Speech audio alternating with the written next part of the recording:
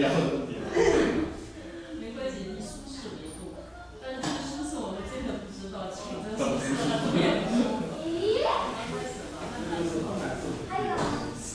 随着时间，你会感觉到把身体忘掉。有忘失的时候，就是你的专注。就是专注，那个静坐那些都是老师很吸引，缺谁投入。只是说我坐着，我要坐着，我要自己坐着，而不是因为很喜欢投入进去。现阶段很难，因为你啥都没有，你只有不舒服的东西。但说可能你刚开始状态好的时候，你心还是没进去。比如说你在做一件生意的时候，或者做事业，你突然你的心就能够被那个事牵进去，然后呢就忘掉你的身体。修行也是一样，每天一进入那个的时候，就说还是不是很喜欢，法喜没充满。当然不可能说那个事情多么的诱惑你，多么的吸引你，但是当你身体喜悦的时候，法喜的时候，你就很希望往上做，很希望每天上做，就是这种。这个时候身体觉受就不影响。你也会喜欢，我觉得也会喜欢做，但是呢，做的时候呢，时间一长，你这种有时候是的，特别我觉得在中间的静坐和一般的坐是完全不同的。因为静坐呢，它还有个静心，还有一个不同的场，也就很多的理论的信息在里边导引。有一天你会知道不同。它不是一个普通的坐，如果只是普通的坐3个小时是很疲劳的，知道？然后身心清净的坐在那儿是不一样，就是修正，但是这个跟它不会疲劳，它是一种全然的休息。全然的休息。通过这个方式来达成一种身心的休息。其实以后你会发现，当你把这种静坐成为一种习惯的时候，下来坐一会儿，而不是我去躺在床上睡一会儿。因为有时候有些累啊，是睡觉休息不过来的，那静坐可以。还有你在静坐里有突破的时候，就是身心的境界啊什么有突破的时候，那种喜悦会带来一些禅悦啊，就是修正。这个时候，这个静坐就开始诱惑你，就是静坐成为一种诱惑，有诱惑力了。现在没有。就是没有喜悦嘛，打坐除了疲劳，除了腰疼腿疼，没什么喜悦嘛，就是它还没有魅力放射出来。老师今天给那张纸所说的这个东西，到那个境界就有，到什么时候才会有禅悦那种出现？你只要按着第一步走，第二步就会出现。前面觉而不动，前面先是去觉嘛，先是去觉，让你去很清净的觉照你的起心动念。你现在是已经在觉照了。你告诉我说我的腰这样不舒服，这样不舒服，这样不，这就是觉照。觉照你身体的酸麻冷胀不舒服，这就是痛嘛，不舒服啊，这是麻胀啊，不舒服，这就是你很清晰，但是你继续做下去。就是觉照很分明，觉照很分明，就是，哎呀，我又好不容易腰好一点了，腿又疼了，腿不疼了，杂念又多了，总是就折腾在这个身心。但是你能觉知到，这就是觉照分明嘛，一定要觉照分明。然后特别是那种思绪到处跑的时候，这种觉照当中，可是你们做有一个你会感觉到有一个不动的坐在那儿，始终知道这一切。你腿痛，有一个知道腿痛的，不是啊？那我为什么就不知道？肯定是有一个东西在你那儿知道你的腿痛嘛，是不是？有一个知道你腰这样不舒服，还有一个这样不舒服，你就全切把它说认为是你的意识也罢，心也罢，怎么都可以。这个东西叫觉者，有一个觉的，有一个动的，有一个不动的，你先把它分开，有一个动的，有一个不动的，一个痛的，一个不痛的。不痛的知道有一个痛点在那儿啊，这是一个修正次第来的方法来的，你先不要去管它哪个是真的，哪个是假的。你有个觉者，知道你身体的酸麻冷胀透啊，知道你的身体杂念多了啊，知道你现在静下来了，没有杂念了。你过2天你就说，哎，老师，我的杂念越来越少了，我的腰不痛了，我的腿也不痛了，我可以做2个小时，我可以做4个小时，这都是觉知。但是你要不动，你那个觉始终在那儿，觉始终在那儿，不管这儿怎么动弹，怎么的腿痛怎么，但是你继续做，你不管它，能忍则忍，慢慢开始是忍受，慢慢的就变成承受，慢慢的就你不管它，其实所有的相都是生灭的，只是我们不知道。就是说我们不知道这个杯子是生灭的，所以这个杯子就会转我们的心啊。因为你不知道它是刹那生灭的，但是它现在对你它是实实在在，它没有生灭相，知道吧？虽然你知道它有成住坏空的道理，就是说它从生成的那一天就死亡了，你知道这个道理是吧？就走向死亡，你知道，比如说你一定相信这个杯子100年以后不在了，是不是？但是它的不在是来自于，就是说它从这个制造厂造出它那生的那一刻起，其实就决定了它要走向死亡。但这种死亡的过程是刹那累积出来的，就说现在它就刹那在走向坏啊，成住坏空嘛，就说这个杯子已经在刹那在分解。一直到100年后或者1000年后，它一定会消失的，因为风吹日晒，或者是我们用它磨损啊，慢慢就不在了。它就说从有生就是有死的，但是你现在看不到这个相，知道吧？为什么？因为你动，就是说你在训练你不动的时候，就是说你只要你静在那，觉知这一切，这个是不动的，你也觉知。你不要说佛说了它是生灭的，不要说你认为它是不动的，是不是？那么就按你的来，好 ，OK， 坐在这儿，它是不动的，白色的、透明的 ，OK， 你坐在这儿，但是只是觉这儿有个东西，不管它是透明的，不管它是白色的，不管它是好不好，不管你喜欢不喜欢，都无所谓，都不要去分别，这叫分别，是吧？只是觉，你也不是说我不知道眼前有个杯子，你还是知道的，有一个杯子跟没有有。那么你觉而不动，就是不动，就是不分别，心不逼它转，转是什么？如果你一般我们看到这个杯子了，我们马上就分别了，白色、透明、有水，然后我想喝水，这就是逼它转了。我不想喝，这就是说你升起了一个念头，就是说我要怎么，这就是已经被它转了。就是之前说的攀缘的问题。哎，对，一念一念，一环扣一过，已经被它转掉了。所以你觉而不动，不被它转，不生这些分别妄想，知道吧？然后只要你不动，这个杯子在你面前，只要你这边不动，日久，就说时间久了，这个杯子一定呈现它生灭的那一面就出来了。你这边你可以，就是说你知道了，你就知道很明显，因为你这边不断的在生灭，当你进入不生不灭的，就进入了本性的那个。进入不生不灭的那个境界的时候，就刹那可能，你突然觉得这个杯子，就是说是空的，色就是空，是相对于你这儿，但是也相对于你这儿空的，但是呢，你这边先要从不动开始，从不动开始这样子进入。至于杯子什么时候在你面前呈现它的假象，你现在认为它是实有，你看不到它的虚幻一面，生灭相，看不到它的本相。那你从不动开始，慢慢的，它在你面前就呈现出来。觉是不能见的。你刚讲的这个觉，讲到实际上呢，觉这个建立以后，建立了，是吧？这个建立了，那个建立是不是可能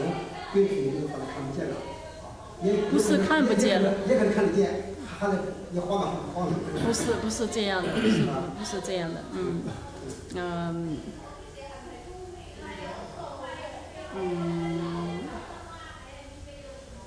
如果一个人证到空性的时候，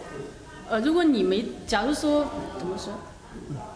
因为他真的是没法说的，它只是一种心里边你一切东西相对于你而言空了。如果你从不动的角度，比如说你不必它转，你不动，觉而不动，这第一点起步，你不必它转，只要你不动，它对你就是熟视无睹的。你看到它不为它转，你听到这个声音不为声音转，这些东西就是说在假象是相对于你是虚幻的。我们能理解就是说像那个影片一样，是一片一片组成的一个动画，组成一个电影。那我们觉不动就是说，不要把它连起来，把它是一片就一片的看着，是这个意思吗？不是，我们还不是那种就是说，当你觉得它空的时候，并不是你把它分解开了，它变成了慢镜头啊，变成了什么？不是，你突然开悟了，只能有开悟。我觉得悟是比较，你并没有就是在你眼睛，它并没有突然消失掉，哎，空了没了，不是这个。第二，它也没有放慢动作，变成分子、原子，变成撬动的、振动的，变成一个振动的微粒，也不是的。只是你这儿，你的心逐渐的消亡了。就是说，如果这个东西空了，其实你的肉体、你的气脉，就是所有的这个意识，包括你的肉体也在虚幻。就我看着它的，我不会再联想任何东西了。对，就是保持这个定力。当你定到一定时候，就是开启，就是你就突然知道它是假，突然知道你这个身体，包括你这个意识，包括这个杯子一起都知道它们的虚幻的一面。你认为实有的，你就知道它原来是虚幻，就是可能说就是知道，觉知道，它没有变，它什么也没有变。我们觉知的时候，就是你的认知出现了角度不同了，你的认知角度，你的看这个杯子的角度变了。如果是一定要说的话，还不是说这个杯子怎么样，是你从另一个角度看这个杯子。你可能从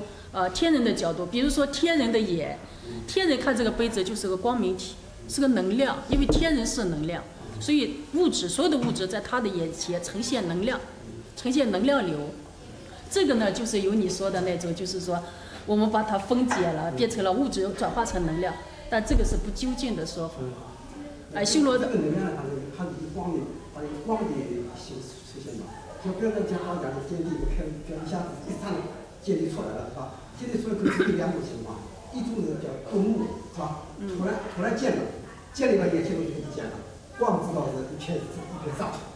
是吧？但是呢，这个时间可能因为现在这种讲很短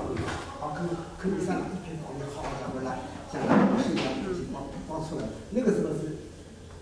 没以前看不见，我都不是看，他也光看了这个，实际上是存在，你也没注意看，在这里是很短暂的，好像。你说小悟和彻悟啊，悟有不同。但是慢了以后，慢慢以后的话，就是你真的要完全保持的很难。这个是概念上的分析，我们认为小悟就是不圆满的。我是那个就是，那是10年以前了。一个人是山上那个闭关，也是闭关，那个不叫闭关，叫专修吧。这一个人是山上，那个每天住农民家里面早晨爬上去，中午回来，下午爬上去，这个住，大概住到第9天，就突然出现，啪一片那个全身啊，像那个扒皮一样，哗一下一开个一上来以后，很快的你说完了，说完了，后来说是。要是我可能问有个人，我说这个算是他是见到沙土了，是吧？沙土也见到浮土了，就是见到很，但是时间很短，时间很短。像沙土一片吧，就这片蓝光，就蓝色的这个发生这个。我见到了蓝色的光。蓝色的那一大片，整个面前全是的了，是吧？然后回来以后。再慢慢修的时候就禅的时候就有好一种这个只能说是见到了。就见到了，不能说是见到了，见光，只是见光。那个是如果是见到佛土，它是一种内证的自在的内证境界啊，你只是觉得。你很清净平等正觉，就是你只是一种，就是你会觉得你的心会流出清等平等正觉与慈悲和智慧，它是流出来的，从你的心里边，不是你看到了一个境界，佛土是你的心变成了那样子，不是你看到了任何一个境界，而且当你要看极乐世界的时候，或者要看药师琉璃世界的时候，你自心的光明里边马上换现，马上从你心里边就换现出来。但如果你对一个在人世界，我们这个世界成道的一个僧人来说，就是他的心里边换现出极乐世界的同时，他仍然能了了分明娑婆世界的一切，所有的世界同时现起，同时了了分明。就是说他都能看得一清二楚，他这儿现一个极乐世界，但在这儿还同时现的，因为他是同时看多维。那么这光这个自信，这个自信的一部分。所有的光都是自信的一部分，但是只是代表您的修正啊、气脉啊进入到一个突破，进入到一个很好的一个这是一个很好的境界，就是说在修正上有进步，但是呢。它不代表它这个看光，它不代表开悟，也不代表。如果是专修密宗的一个法门，比如这是您在修密法啊，专修一个密宗法门的话，它如果出现蓝光、出现黄光或者出现，它通过这个看光来决定你修正到了哪一个层面。但是如果你是从写中走的，就是静坐禅修走的话，这个不代表什么，只是代表我们见到了性光。自信的光明那自信呢，包含一切的，不只包含性光，也包括相，见相也是见性，那个各种法门归集起来就一个法门。这个呢是修法门建立以后，是个归到说是所有的法门都为了修这个升起升起这个建立嘛。当然，建立以后叫渐修行了，是吧？那个渐修行的时候就很难说了，也有可能渐和修是区别不大，也可能是区别很大也可能也如果是真的见性以后开悟以后没有法门。所有的法门只是这个工具，我今天用勺子吃还是用筷子吃，就是所有的法门就变成了你随手抓的一个工具了。我今天用勺子，我就用这个法门来吃饭；明天用筷子，我就换了一个法门。法门就是这些东西，就是工具，你证道的一个工具，辅助的东西。那个法门一样，现在不出法门。没有什么哪个法门更好，哪个就是你就学用哪个。今天适合有。今天你吃的是面条，就适合筷子；明天米饭就适合勺子，看你需要了。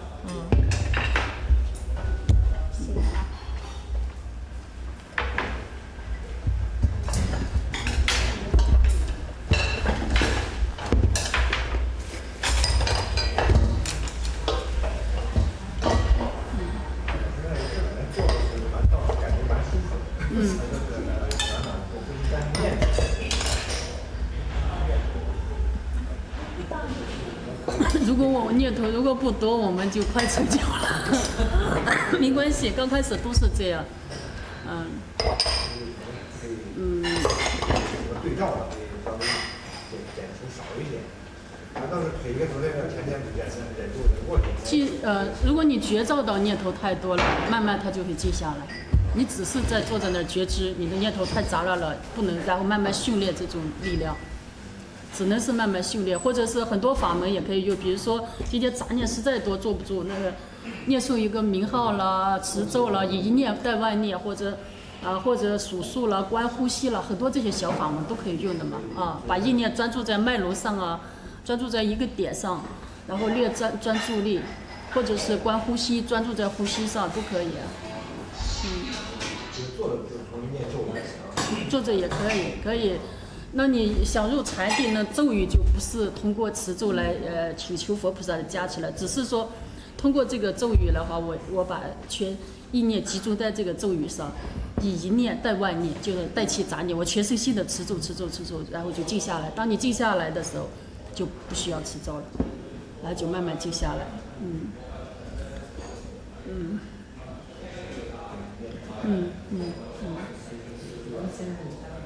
就像很多人术士有过修正，他在修正中会出现，就像就是你爸爸就是说，如果是你的定力好的话，就保持那种光明境，每次就任意可以进出，它就不是只是刹那之间闪现一下，这样呢就很容易修正就突破了，只是定力不够，刹那之间出现以后再就进入不了，不能自由的进出。所以那个时候就要保持，就是说长时间的静坐，静坐的时间太短，然后清心寡欲，也就是说这样的坐下来，然后在饮食或者在身心的每一个觉照上，慢慢的让自己静下来，有老师指点就很快，这个现在必须要离开家，不是看你修正到什么阶段。刚开始有些人是需要，可能说离开家7天8天可能需要，有的人就不需要，可能在家修反而更快。也是看根器，看你修正到什么程度。比如说，将来你修正到一定程度的时候，你还非得回到红尘，你还再回到家里来修，因为在山洞里你一个人已经无法成就了，你一定要回到红尘来去修。磨练你这个。对，在红尘里边来检验你的定力，来检验一些东西。你觉得你已经成就了，你已经成佛了，或者是你觉得你承受得起了，但是你回到红尘，你会发现你的缺陷在什么地方，你还没有一触动你的时候，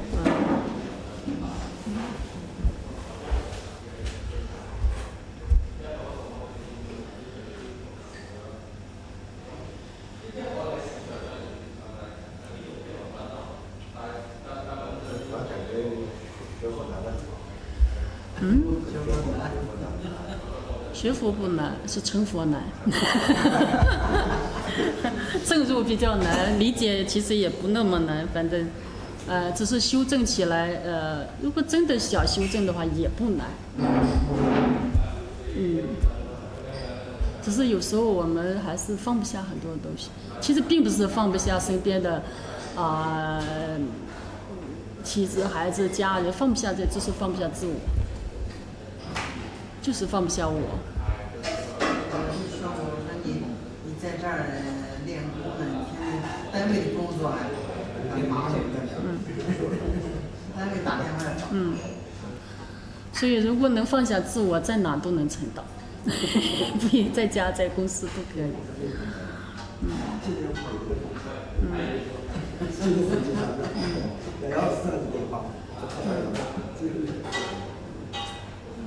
刚开始是需要修正，需要依赖一些环境啊，依赖身边的善知识啊，依赖一些朋友啊，依赖，因为周围的人接触什么样的人或者环境怎么样，对你影响嘛。因为你还心必境转嘛，那转的最多的外边就是一个是环境，一个是人嘛，人事物嘛，这几件事转你。那么这些东西如果对你修正有帮助的话，你修正就会快。有些地方修正对你不利的话，刚开始会让你把你牵引到另一道里去。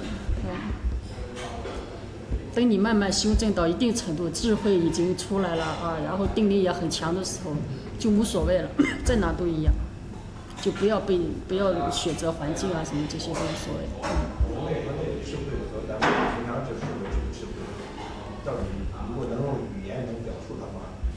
佛的智慧是我们平时说的智慧，是一种通过学习啊，通过外在的经验啊，这个人工作了几十年，他有不断的经验的累积，这些来的是世界或出世界的智慧，也可以这样说，它是一种累积到知识层面的东西，或者经验的东西。但佛的智慧指的是直接从空性流出来的，就是他对宇宙万法的认知的一些真理，就是从空性流出来的智慧。这个智慧呢，它不仅仅包括他对宇宙万事万物认知的那些认知度，就是他佛也看这个世界即有即空的，这就是他的智慧，他理论上的认知，还有包括他的境界，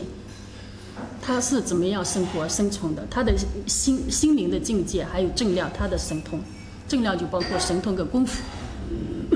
他能转烦恼为菩提，他叫调御丈夫，我们不能。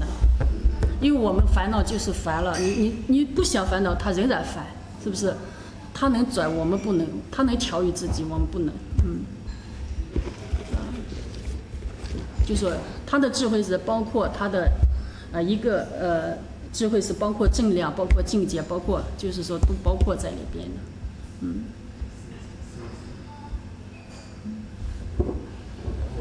还有就是像那个爱因斯坦那个时间空间，这个当速度达到一定程度的时候，这个时间是静止的，或者相对这个在什么达到速度？速度等它达到光速的时候，时间是静止的。这个在佛学里也有解释，也有对这方面怎么理解和解释。时间空间静止的时候，速度达到光速的时候，时间是静止的。其实，在禅定的过程中，你的时空是相对你存在，就是在禅定，在佛学里边进入定态的行者，就是说它的可以说，如果一定的科学了解，它的速度就进入了超光速。那你的气脉一进入光的层次，人就开始定住了。速度越快，人就越定。就是说因为速度快的时候，到人世间你是看不见它动的，太快了。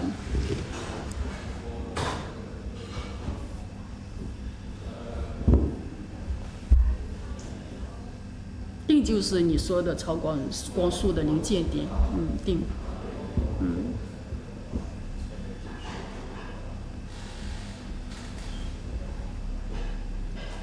好多那个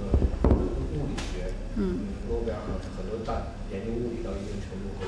都转向了玄学和佛学。但是在物理的层面已经解释不下去了，转到玄学和物理学，和那个佛学，能替他的解释，能推断就是应该存在的。是。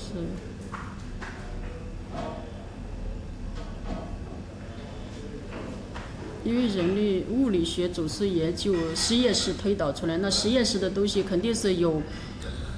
东西做实验嘛，它始终停留在物质层面的研究。当然能量也可以推导出来，光啊波也可以测量出来，但它总有测量不到的东西，因为有的就超光速，我们的仪器也跟不上了，你的仪器不会超光速的去测量。那实验科学家也不会超光速去追着那个分子追着它跑，所以那只能是最后成了推理，科学家也是在推理说通过这个公式我们推理到可能会出现那个结果，通过推理也会发现一些东西，比如一些星球确实在那个部位，什么他也会推出一些东西，但这已经不在实验室研究的范畴了，他只是推导，他也拿不出证据来，因为他实验室出不了结果嘛，他有什么证据？但推理也是有局限性的嘛。那释迦牟尼佛的智慧是通过证入那个境界，自己看到的，比他推导的更圆满。他们假想的时候，可以在假想的很多东西跟佛经上讲的都有类似的地方。可能是的，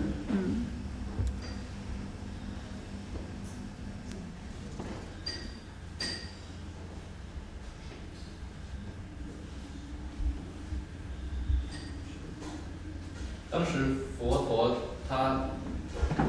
开悟之后，他与当时的印度教是不是相比之下，他属于异类或怎么样呢？在当时刚开始的时候，因为主流的都是印度教这种说法，那他突然出来一个新的说法。因为当时佛教当时是在印度出现了一个沙门思潮就是很多的门派出现了，还不是光佛教，上百种。就像中国当年的气功一样，有上百种气功，佛教只是其中的一支，就是都是反婆罗门教的，因为当时印度教是以婆罗门为首的，都是反这个教派，都是来否定他的，就突然出现了很多教派，不是佛经里经常有很重要的六师外道很重要的外道，佛一定是把自己称为内道，剩下的都是外道，这样子。但当时有很多教派，不是佛教，佛教只是佛教有一些教义，在教义上或者在就是释迦牟尼佛在传法的时候，更贴近人们的生活，就是去讲苦地苦集灭这些，更贴近人们的生活，而且他在教义的传播上，首先打破了等级，就是说，因为印度当时是分4个等级的。他反正你是妓女也罢，你是就是王族也罢，来我这个教团是平等的。你不是说你是一个国王来我就是师兄，那剩下那个就是给你擦皮鞋的，他不是一律平等。所以他这个吸引了很多的普通老百姓进入佛教生团。当然说佛教的教义也是最圆满的，那很多其他门派的教义它不圆满。那么有一些在其他，比如说很多的教派都是就像目犍连他那10大弟子，当时都是中国很有名的那些，已经都是很有名的法师了，只是不是当时佛教还没起来，他们是学其他教派的。那佛教一出来，那释迦牟尼佛跟他在对答的时候，他突然发现自己的芥蒂是无法超越佛陀的，那马上就皈依了。那他当时那10大弟子都是很有名的，都是他直接就收过来做了他的弟子。那些人手下都已经就上百几百人的就是弟子，他们也是做师傅的，但是释迦牟尼佛的戒地圆满，就是他们很愿意折服被折服。剩下的就是普通老百姓就觉得佛陀的平等，因为他一开始是理解不了佛的教义的，但是佛讲的很浅，有些东西一开始用最浅的、贴近生活的那些东西来跟他讲，他就是为了那种平等啊，就也愿意走进来。因为当时印度呢，比如吠舍就是最底层有什么婆罗门啊、吠舍啊、首陀罗啊，还有什么就是刹帝利啊，刹帝利是王族，首陀罗是最低层啊。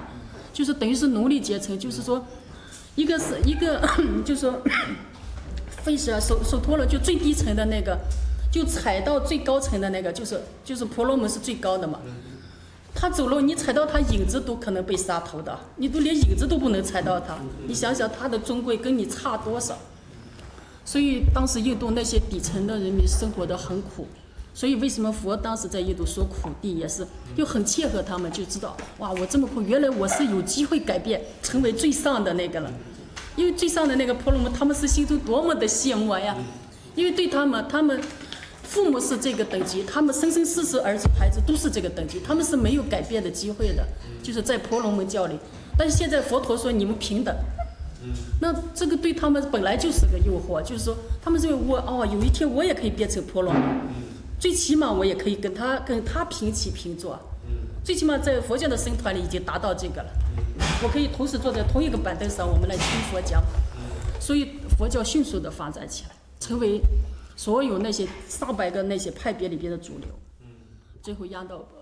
就是成为印度的主流教派。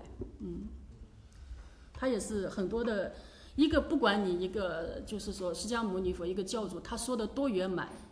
他来到人世界布道，他一定要适应这个时代背景，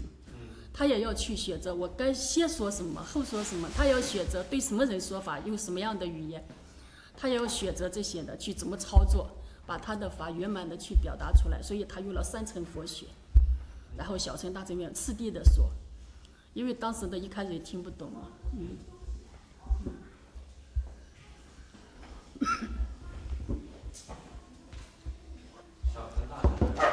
密乘，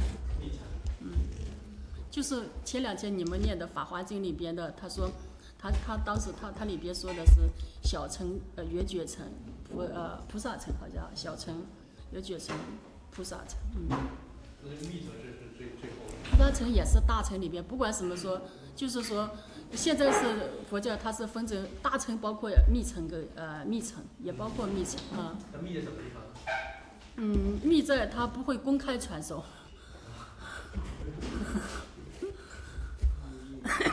怕你产生误解，有些法门，